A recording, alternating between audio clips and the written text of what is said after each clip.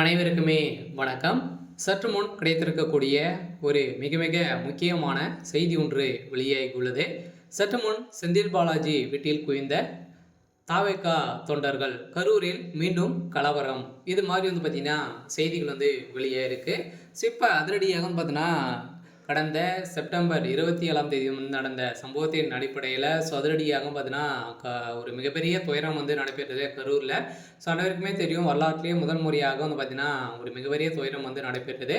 விஜய் அவர்கள் பிரச்சாரத்தில் ஈடுபட்ட போதும் பார்த்தீங்கன்னா அதிரடியாக இது வரைக்குமே ஒரு 41 உயிர்கள் பார்த்தீங்கன்னா அவங்க கூட்ட நெரிசலின் காரணமாக உயிரிழந்த சம்பவத்தின் அடிப்படையில் அதிரடியாக விஜய் மீது தாக்குதல் மீது தவேக்கான மீது பார்த்தீங்கன்னா அதிரடியாக வழக்குப்பதிவு செஞ்சுருந்தாங்க. இந்த வழக்குப்பதிவின் அடிப்படையில் தான் இப்போ அதிரடியாக பார்த்தீங்கன்னா விஜய் அவர்களுக்கு ஒரு தடை போட்டு இருந்தாலுமே இப்போ அதிரடியாக மீண்டும் இது செய்தது ஒரு மிகப்பெரிய சதி அப்படின்றத பார்த்தீங்கன்னா இப்போ அங்கு சிசிடி கால்ஸின் மூலமாக பார்த்தீங்கன்னா வெளியேறக்கூடிய வீடியோவின் அடிப்படையில் அதிரடியாக இதுக்கு காரணம் திமுக தான். செந்தில் பாலாஜி அவர்கள் தான் பார்த்தீங்கன்னா கூலிப்படையை இறக்கி இது மாதிரி செஞ்சுருக்காரு அப்படின்ற திமுகவுடைய தொண்டர்கள் இந்த மாதிரி ஈடுபட்டிருக்காங்க அப்படின்ற மாதிரி சிசிடி காட்சி பார்த்தீங்கன்னா வெளியே இருக்குது. இதனடிப்பில் தான் தாவேகா தொண்டர்கள் அனைவருமே பார்த்தீங்கன்னா செந்தில் பாலாஜியோட வீட்டு முன்பு அதிரடியாக குவிக்கப்பட்ட சம்பவம். செந்தில் பாலாஜியுடைய வீட்டை பார்த்தீங்கன்னா அடித்து நொடித்து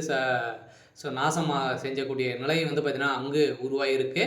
இந்த நிலையில் தான் அங்கு போலீஸ் குவிக்கப்பட்டு அதிரடியாக பார்த்தீங்கன்னா அங்கு ஒரு மிகப்பெரிய கலவரமாகவே இன்று மாறி இருக்கு. பார்த்தீங்கன்னா செந்தில் பாலாஜிக்கு ஒரு மிகப்பெரிய கேள்விக்குறியாகவே அவருக்கு மாறிக்கு வருகின்ற சட்டமன்ற தேர்தலே பார்த்தீங்கன்னா அவர் போட்டியிடுவாரா அப்படின்றத ஒரு மிகப்பெரிய சந்தேகத்தின் அடிப்படையில் பார்த்தீங்கன்னா இவர் மீது எக்கச்சக்கமான வழக்குகள் இருக்குது. இனிமேல் பார்த்தீங்கன்னா இவர் தான் செஞ்சார் அப்படின்றத நிறுவனம் ஆகலை. இருந்தாலுமே பார்த்தீங்கன்னா இது சிசிடி காட்சி பார்த்தீங்கன்னா வெளியே இருக்குது. அந்த காட்சியின் மூலமாக செந்தில் பாலாஜி அவர்கள் தான் அவர்களுக்கு திமுக தொண்டர்கள் கொடுத்த வாக்குமூலத்தின் அடிப்படையில் இதில் நிறுவனம் ஆச்சு அப்படின்னா செந்தில் பாலாஜி அவர்கள் வருகின்ற சட்டமன்ற தேர்தலில் அவர் தேர்தலில் போட்டியிட மாட்டார் அப்படின்ற மாதிரி தேர்தல் ஆணையம் அதிரடியாக பார்த்தீங்கன்னா இப்போ உத்தரவிட போகிறாங்க. நீதிமன்றமும் இப்போ பார்த்தீங்கன்னா சந்தேகத்தின் அடிப்படையில் செந்தில் பாலாஜி அதே மாதிரி முதல்வர் ஸ்டாலின் அவர்களும் பார்த்தீங்கன்னா விசாரணைக்கு நீதிமன்றத்துக்கு வரணும் அப்படின்ற மாதிரி உத்தரவு போட்டிருக்காங்க. இந்த உத்தரவின் அடிப்படையில் தான் விஜய் அவர்களுக்கு ஒரு மிகப்பெரிய தேடி வந்த ஒரு அதிர்ஷ்டமாகவும் இருக்குது. பார்த்தீங்கன்னா 2026 திமுகவுடைய ஆட்சி கட்டாயம் கலைக்கப்படும் அப்படின்றத, ஆட்சி மாற்றம் ஏற்படும் அப்படின்றத உறுதியாக மக்கள் அனைவருமே இருந்திருக்காங்க.